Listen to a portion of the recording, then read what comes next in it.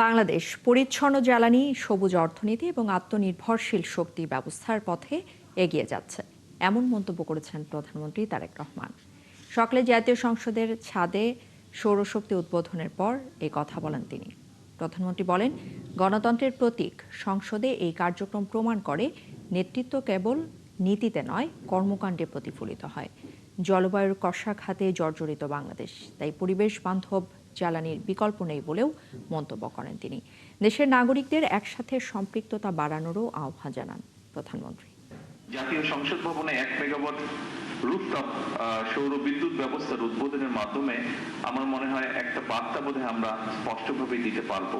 সেটি হচ্ছে বাংলাদেশ পরিচ্ছন্ন জ্বালানি, সবুজ অর্থনীতি এবং আত্মনির্ভরশীল শক্তি ব্যবস্থার পথে ধীরে ধীরে দৃঢ়ভাবে এগিয়ে যাচ্ছে। সৌর শক্তিকে কাজে লাগিয়ে আমরা মনে হয় প্রমাণ করার চেষ্টা করছি নেতৃত্ব কেবল নীতিতে নয়, বরং বাস্তব কর্মকাণ্ডেও প্রতিফলিত হতে হবে। সমুদ্র পৃষ্ঠের উচ্চতা বৃদ্ধি, অনিয়মিত বর্ষণ, ঘূর্ণিঝড় এবং নদী ভাঙন এসব আমাদের প্রতিদিনের বাস্তবতা, এবং সে কারণেই টেকসই জ্বালানির পথে অগ্রসর হওয়া এখন আর শুধু পরিবেশগত দায়বদ্ধতা নয়, বরং এটি আমাদের অর্থনীতি এবং জাতীয় নিরাপত্তার অপরিহার্য একটি অংশ।